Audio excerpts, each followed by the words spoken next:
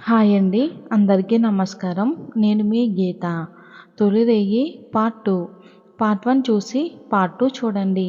నేను ఆ మాట అనడంలో అర్థం ఉందిలే మేడం. అసలు ఈరోజు ఆదివారం అనే విషయం నీకు గుర్తుందా? ఈరోజు కూడా ఆఫీస్ ఏంటి? అంటూ బొంగమూతి పెట్టుకుని బుగ్గను నిమురుకుంటాడు ఆదిత్య. ఓ అవును కదా, మర్చిపోయాను. ఆదిత్య బుగ్గపై చెయ్యి వేసి సారీ బాస్ అంటుంది సిరి.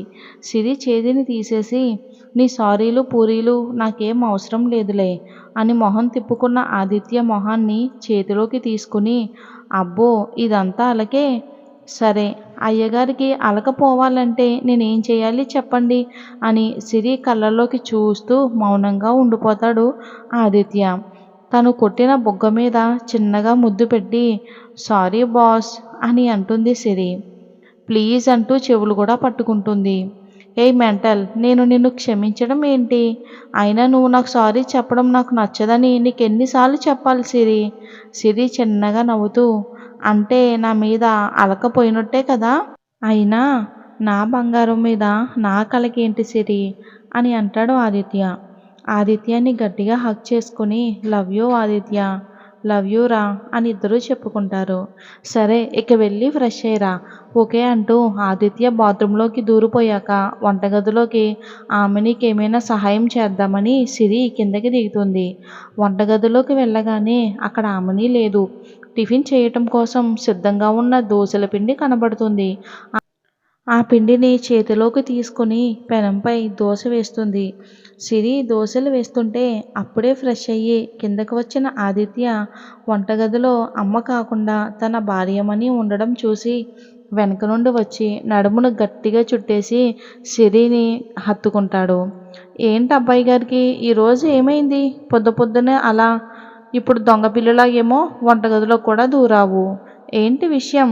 హా, నా భార్యమణికి వంటలో సహాయం చేద్దామని అంటూ ఒక చేతిని నడుం చుట్టూ ఉంచి మరో చేతితో సున్నితంగా సిరి చేతిని పట్టుకుని దోశ వేయటానికి సహాయం చేస్తున్నట్లు అట్లకాడను అటు ఇటు తిప్పుతున్నాడు. అక్కడ కుడి చేతిలో ఉన్న అట్లకాడ పెనంపై తిరుగుతున్నట్టు ఇక్కడ ఎడమ చెయ్యి కూడా సిరి నడుం చుట్టూ ఒక చోట తిన్నగా ఉండకుండా అటు ఇటు బొంగరంలా తిరుగుతూ నడుంపై నాట్యం చేస్తుంది. భర్త చేతి స్పర్శకి మైమరిచిపోతుంటే ఇక తన వల్ల కాక సిరి ఎదురుగా తిరిగి ఓయ్ ఏంటిది? అత్తయ్యగారు చూస్తే ఏం బాగోదు. అసలు ఏమనుకుంటారో మన గురించి? వదిలేయ్ వెళ్ళిపో అని అంటుంది.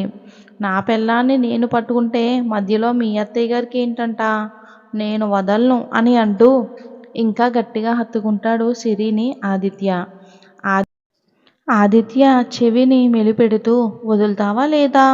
వదలను ఏంటంట అని సిరిని ముద్దు పెట్టుకోపోతాడు. సిరి అడ్డుకుంటూ అట్లగాడ తీసుకొచ్చి తన పెదాలకి అడ్డుగా పెట్టి వదలకపోతే మీరు నన్ను ముద్దు పెట్టుకోవడం కాదు, అట్లగాడ పెడుతుంది ముద్దు, ఎన్ని కావాలంటే అన్ని. చీ రాక్షసి, ఎక్కడ దొరకావే నాకు అని గొనుక్కుంటూ వంటగదిలో నుండి బయటికి వెళ్ళి హాల్లో కూర్చుని పేపర్ పట్టుకుని చదువుతాడు ఆదిత్య. సిరి లోపల నవ్వుకుని దోశలు వేయడం పూర్తి చేస్తుంది. డైనింగ్ టేబుల్పై అన్నీ సర్ది ఆదిత్య రా టిఫిన్ చేద్దాం, అత్తయ్యగారు రండి టిఫిన్ చేద్దాం అని ముగ్గురికి టిఫిన్ వడ్డిస్తుంది. వస్తున్నా సిరి అంటూ పైన గది సర్దుతున్న ఆమెని కిందకి వస్తుంది. అయ్యో టిఫిన్ నువ్వు చేసేసావా అమ్మా? మీకు ఈరోజు హాలిడే కదా, ఇంత తొందరగా లేస్తారో లేదో అని గది సర్దుతున్నాను. పర్లేదు అత్తయ్య, నేను చేశాను కదా, రండి తిందాం, కూర్చోండి. ఆమెని నవ్వుతూ వచ్చి టిఫిన్ చేయటానికి కూర్చుంది. ఆమెని తినడం పూర్తి కాగానే మధ్యాహ్నం వంటకి ఏర్పాట్లు చేయటానికి వంటగదిలోకి దూరిపోతుంది. కాసేపటికి సిరి ఆదిత్య ఇద్దరూ టిఫిన్ పూర్తి చేసుకుని హ్యాండ్ వాష్ చేసుకోవటానికి వెళ్తారు.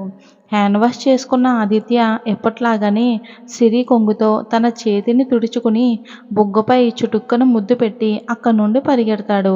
సిరి నవ్వుకుని హ్యాండ్ వాష్ చేసుకుని ఆమెనికి సహాయం చేయటానికి వంటగదిలోకి వెళ్తుంది. ఆదిత్య అక్కడే మొబైల్ గెలుగుతూ హాల్లో కూర్చుని ఉంటాడు.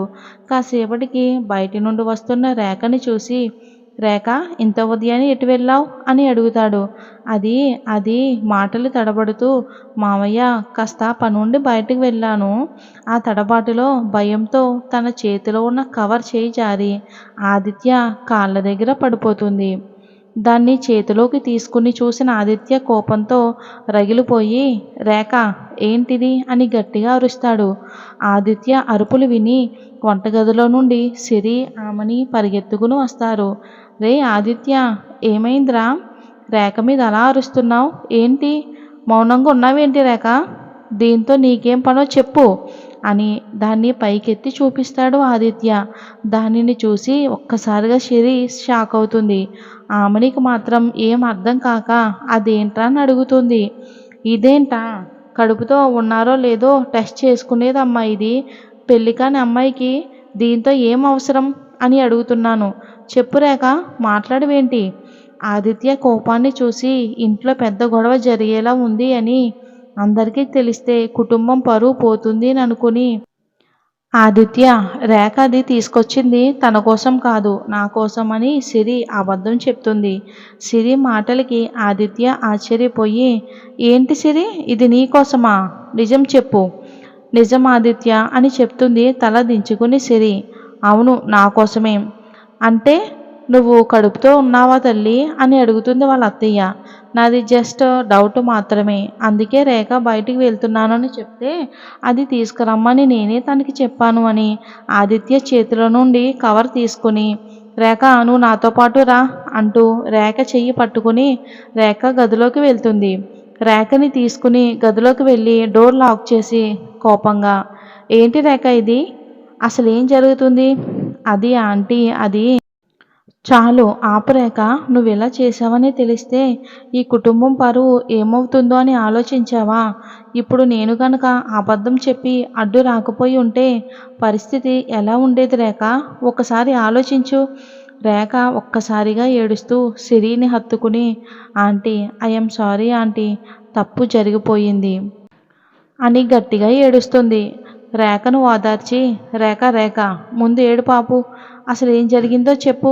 రేఖ కన్నీరు తుడుచుకొని, ఆంటీ, తేజ అని నా కాలేజ్ డేస్ నుండి నన్ను ప్రేమించాడు.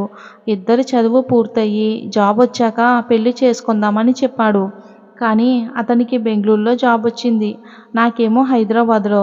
జాబ్ కోసమని వెళ్ళిన అతనికి 4 నెలల పాటు దూరంగా ఉండవలసి వచ్చింది. 4 నెలల తర్వాత ఇద్దరం కలుసుకున్నాం.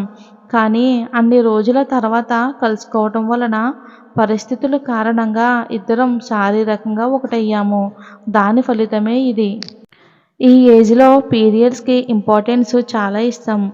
నాకు పీరియడ్స్ మిస్ అయినాయి, అందుకే డౌట్ వచ్చి ఇలా చేశాను అని బోరున ఏడుస్తుంది సిరిని పట్టుకుని. మరి సిరి ఏం చేస్తుంది?